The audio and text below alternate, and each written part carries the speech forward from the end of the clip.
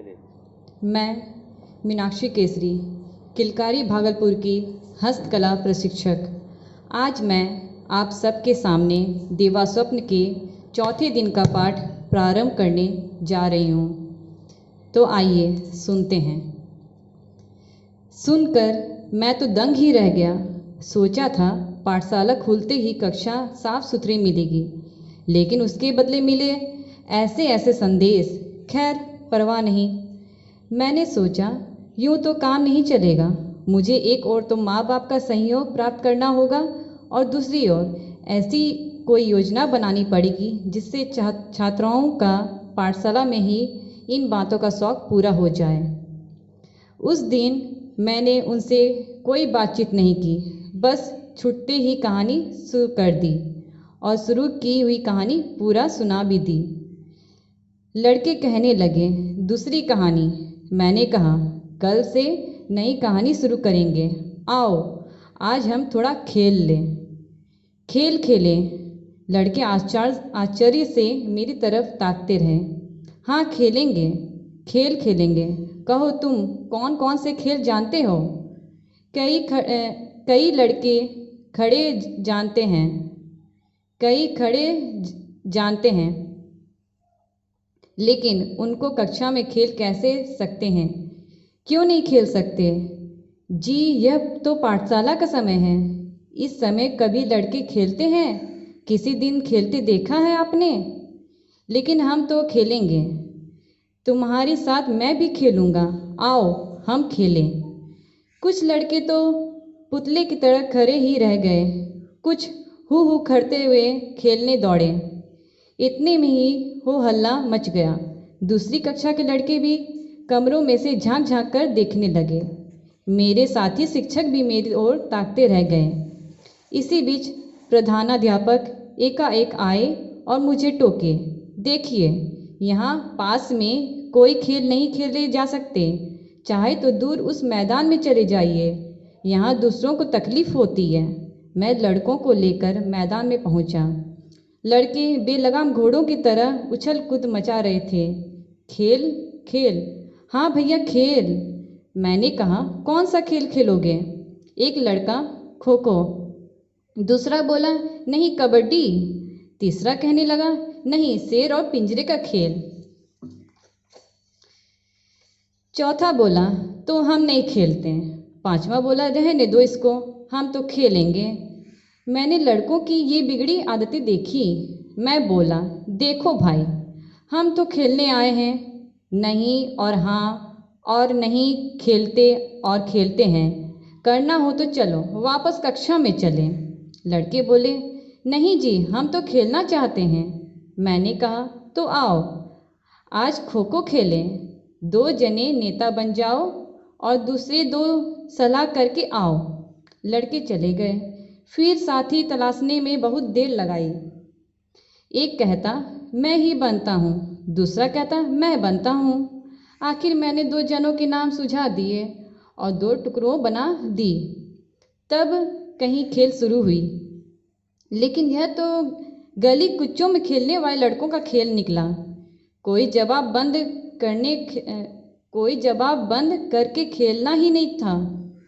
हर एक बिना वजह कुछ ना कुछ बोलता ही रहता था। हाँ आओ मियाँ जी पकड़ो, बस पकड़ा पकड़ा। तुम्हारी क्या विसात जो तुम पकड़ सको? ऐसा जरा संभल कर। अरे वाह जरा देखो तो सही, वो उधर से निकल जाएगा। अरे ध्यान रखो ध्यान, देखो मैं कहता न था कि वह निकल भागेगा।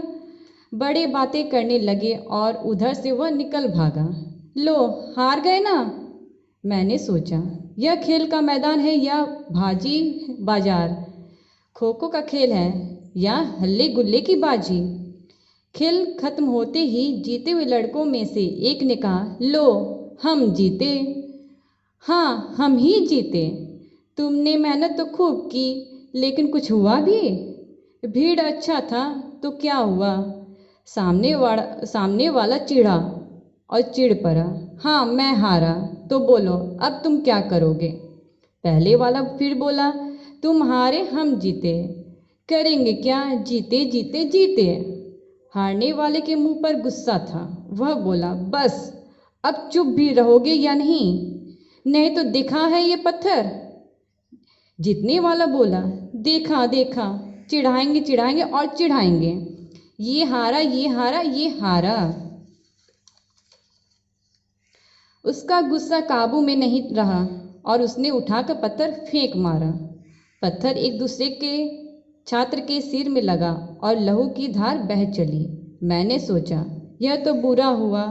वही अपना रुमाल फाड़कर मैंने पट्टी बांधी। सब लड़कों को अपने पास बुलाकर मैंने कहा, देखो जी, कल से खेल बंद।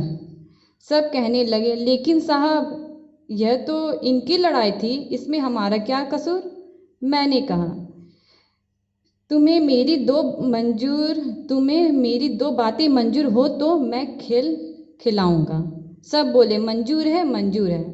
मैंने कहा, पहली बात तो यह कि खेलते समय कोई बिना कारण ना बोले, जो बोले वह हट जाए। सबने कहा, मंजूर है। दूसरी बात यह कि खेल में हारने जीतने की बात ही नहीं। खेल है, एक बार हम कमज़ोर रहे तो दूसरी बात दूसरा। इसमें हम हारे और तुम जीते की बात ही क्या है? खेलने का मतलब है खेलना, कूदना, दौड़ना और मौज करना। और जीतना और फिर सिर फोड़ना, इसकी क्या ज़रूरत? सब बोले, हमें यह भी मंजूर है। हम सब खेल कूद कर पाठशाला आए। साथ में सिर फूटा हुआ वो लड़का भी था। दूसरे शिक्षक और लड़के उसको देखने के लिए बाहर आए। एक मस्करे लड़के ने कहा, क्यों, कैसा खेला? दूसरा बोला, अरे भाई, ये तो फाग खेलने गए थे। छुट्टी हुई और शिक्षक और प्रधानाध्यापक मुझसे मिले। एक शिक्षक ने कहा, कहिए, आज तो बड़ा युद्ध करवा दिया आपने। दूसरे शिक्षक बोले, अजी साहब, ये खेल वेल आप रहने दीजिए, ये तो बंदर है बंदर। इन्हें पाठशाला की चार दीवारी के अंदर ही रखिए, रटाइए और पढ़ाइए। आप इनको आज़ाद कर देंगे तो ये सब एक दूसरे का सिर फोड़ देंगे। गलियों में रोज़ क्या होता है आप जानते हैं ना। बस यहीं पाठ समाप्त हुआ। अब आगे सारे प्रशिक्षक एक करके अपनी राय दें। सबसे पहले मनोज सर से जानते हैं आज के पाठ के बारे में। मैं मूर्तिकला प्रशिक्षक मनोज कुमार। आज के इस पाठ में हमें यही मिला कि हमें बाल भवन में जो बच्चा आया वो बोला कि स्वच्छ, उसे साफ सुथरा दिखाई नहीं दिया। इसमें साफ सुथरे की भी बात है और डिसिप्लिन, जो बच्चे में डिसिप्लिन कहीं नहीं था। डिसिप्लिन में होना अनिवार्य है, ज़रूरी है। बस यही कहने के साथ में। अब आगे संभव सर से जानना चाहेंगे इस पाठ के बारे में। यह पाठ बहुत ही रोचक और अच्छा है। बच्चे में सामंजस्य होना चाहिए।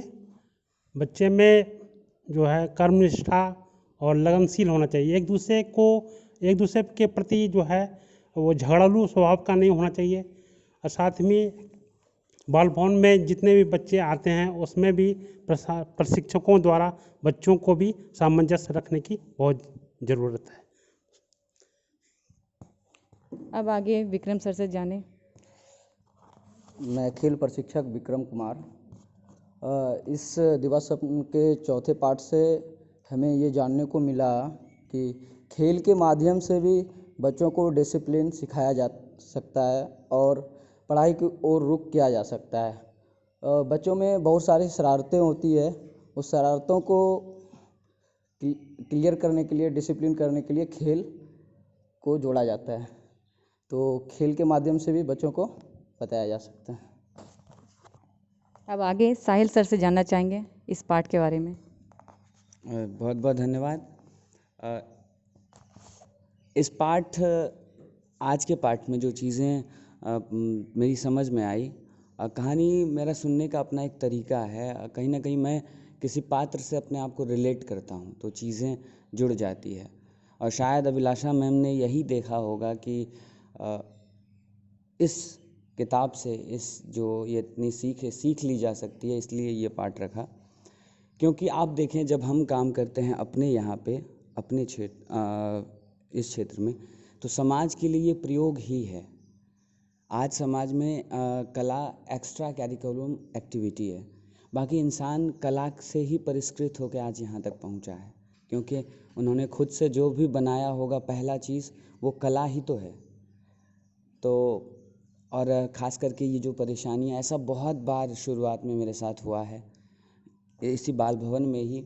क्योंकि मैंने उससे पहले DAV DPS के बच्चों के साथ काम किया था, जहाँ बच्चे लाइन लगा के काम करते हैं। गीता मैम से पहले मीटिंग हुई थी, तो बोले आइए जुड़िए, अच्छा लगेगा। अब जब यहाँ आए थे, तो अब सोचिए, आपको 4 5 से लेके 10 तक के, 11 12 तक के बच्चे हैं आपके साथ, और अब इसमें से सब अलग अलग एज के, सबका टाइम एक समय है, इनको मैनेज करना, उनको उनकी योग्यता के हिसाब से कुछ ना कुछ प्रतिदिन एक चीज़ सिखा के भेजना कि ज़िंदगी में एक चीज़ तुम्हारे अंदर ये आज मैंने डाल दिया। तो ये चीज़ें शुरुआत में इतनी दुरूह लगती थी कि हम तो अक्सर ये मुहावरा बोलते हैं, हमको तो लगता था यार हम तो एक्टर हैं, ट्रेनिंग देना है हमको, हम थिएटर पढ़ाएंगे, हम कुछ योग अभ्यास करवाएंगे, कुछ चीज़ें करवाएंगे, फिजिकल मूवमेंट्स करवाएंगे, कुछ बड़े बड़े प्रोडक्शन बनवाएंगे। लेकिन हमारी मेहनत ठीक गीजू भाई जैसी है हम लोगों का काम। बिल्कुल, ये इसलिए मैंने पहले कहा था, अभिलाषा मैम ने शायद इसलिए सोचा हो। और ये सारी परेशानियां हमें अपनी लगती है, तो उम्मीद है इसमें समाधान भी ज़रूर होगा। तो जो अपना सा लग रहा है, उससे कुछ ना कुछ और ज़्यादा आगे सीखने को मिलेगा। और आज की कहानी बड़ी रोचक लगी, खास करके प्रशिक्षक और उन बच्चों, गीजू भाई और उन बच्चों की बातचीत, उनका वो आपस में एक दूसरे को मनाना या रूठना, या फिर एक दूसरे के प्रति पोज देना कि चलो आज तुम लोग हल्ला करोगे, कल सब खेलेंगे नहीं। तो बच्चे अब रियलाइज़ कर रहे हैं कि नहीं, वो उसकी गलती है, मेरी क्यों, मैंने क्या किया है। तो फिर उन्होंने उसका कुछ ऑप्शन निकाला। तो बड़ी ही मज़ेदार कहानी है। तो बहुत बहुत धन्यवाद मीनाक्षी मैम पाठ करने के लिए। अब गीता मैम से जानते हैं इस पाठ के बारे में। Good morning. जिस दिन से ये पाठ स्टार्ट हुआ है, हम लोग एक चीज़ देख रहे हैं, जैसे ही एक नया शोध वाली बात है कि पुरानी एक रीति चली आ रही है, एक नियम है, उसी के अकॉर्डिंग हम लोग प्रशिक्षण दे रहे हैं, बच्चों को पढ़ा रहे हैं। और जिस दिन से ये नया कक्षा मिला है, कक्षा मिलते के साथ नया चैलेंज शुरू हुआ है। हर तरीके का चैलेंज है। जैसे पिछले पार्ट में भी हम लोगों ने देखा था, सोशल, हमारा जो सिस्टम है, हमारे जो सीनियर अधिकारी हैं, आर्थिक है, हर तरीके की परेशानी थी। बच्चों के साथ नया चैलेंज था। और ये सारी चीज़ें होने के बाद इनमें थोड़ा सा भी नकारात्मकता नहीं आया है, ये पॉजिटिव हैं। इतना होने के बाद वो जान रहे हैं कि बच्चे उदंड हैं, बच्चे हमारे सिस्टम में रटे रटाए चीज़ों को पढ़ रहे हैं और आगे बढ़ रहे हैं, उनमें वही चीज़ें भर गई हैं और उनको सुधारना काफ़ी मुश्किल है। फिर भी वो उनको कक्षा से बाहर लेके खेलने ले जाते हैं। वहाँ बच्चे लड़ाई झगड़ा कर लेते हैं, एक दूसरे का सिर फोड़ देते हैं।